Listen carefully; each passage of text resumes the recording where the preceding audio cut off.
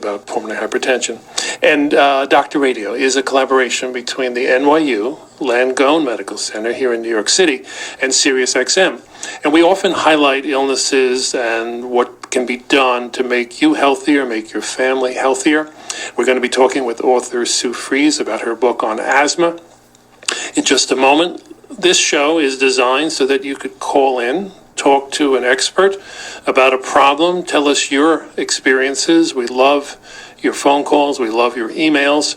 I'm a lung specialist in practice on the faculty here at NYU and love hearing from you. So here's the toll-free numbers to call in about asthma, to talk to Sue Fries about her book, Learning to Breathe. It's 1-877-NYU-DOCS, 1-877-698-3627. Asthma, as you may know, affects perhaps as many as 25 million Americans. It definitely affects 7 to 9 million children. Millions of emergency room visits each year for asthma. Unfortunately, 3,000 or 4,000 people die in this country each year of bronchial asthma. What's it like to have an asthma attack? What would you do if your child or your loved one developed an asthma attack? Write us with your experiences, your questions, docs@SiriusXM.com. We'll get your phone calls, we'll get your emails right on the air. Without further delay, let me bring in Sue Fries to join us here on Dr. Radio. Good morning, Sue. Good morning. Thanks so much for taking the time to join us. Let me tell listeners some things about Sue Fries. You may know her as the Termite lady of Ecola Services, Inc. She's been in the pest management industry for more than 30 years, and she has a syndicated radio show, and she's the co-author of Learning to Breathe, One Woman's Journey to Save Her Son's Life and Yours. This is the book that we're featuring. In 2012, she launched United Against Indoor Air Pollution. This is an organization dedicated to the health, the safety, welfare of families nationwide struggling with some of the hidden indoor dangers of indoor allergies and indoor toxins. We're going to talk all about that. Sue, thank you so much again for taking the time to be with us. And I was just saying a moment ago, asking people out there about their experiences with asthma, and a lot of your book related to your son's experience, but you had an experience early in life with asthma. I wonder if you can tell our listeners about that, and then what happened when your son Tyson developed his attack. Yeah, this is dating way back, but when I was about 4 years old, I had an asthma attack, and, when you're really young, you don't know what's happening. You just know that something's not right, and I just remember being very afraid, number one, because I couldn't get air, and the feeling of just knowing, like, you can't take a breath. We breathe about 14,000 times a day, and we don't really think about breathing unless you can't breathe, and then you think about it, and that's all you think about, and you're just wondering if you're going to get that next breath.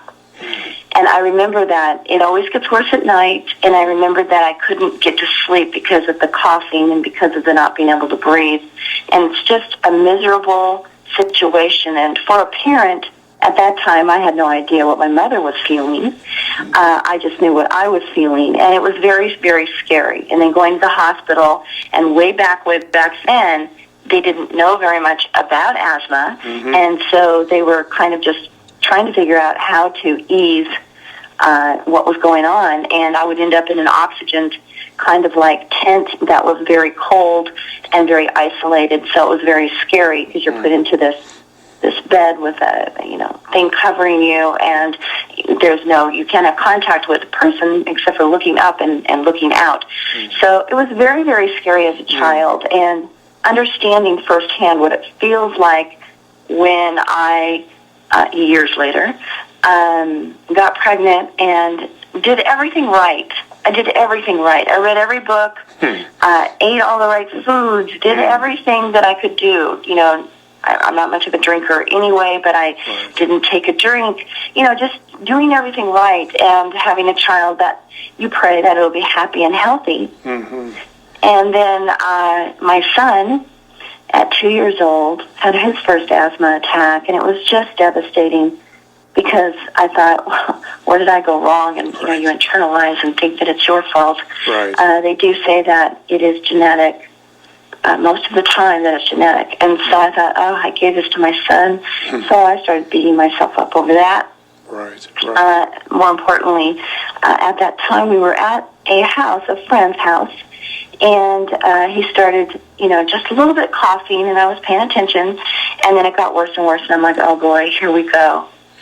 So I took all his clothes off, I took him into the shower, I rinsed him off, and I had his father go out to the car and get a change of clothes, and, immediately took him out of the environment that seemed to be the trigger for his asthma. Mm-hmm. His father was a fireman, paramedic, and really didn't, he saves lives every day, but he really didn't firsthand know what was happening because he didn't and doesn't experience asthma. So I knew exactly what it was. Devastation hit me. Here we go. Right. And that was just the beginning of a journey. He's now 32. He still has asthma, but it's under control to where we don't have to rush him to the hospital and worry every day, what's going to happen next. Right, and I have to say, Sue, let me forgive me for interrupting. I want to tell everyone out there, we've got Sue Fries on the line with us, talking about asthma, particularly highlighting her book, Learning to Breathe, her journey as she describes it to save her child's life and to help everyone else, which is so remarkable. And as Sue writes in her book, and there's so much in there, but she writes about how this is becoming the increase in the number of children with asthma, the increase in the number of asthmatics in the United States and throughout the world. Something we all don't really understand exactly why, but the numbers don't lie. The increases are out there. So Sue's experiences and her experiences with her child, I think, can help anyone who unfortunately has had this problem themselves or it's attacked their family.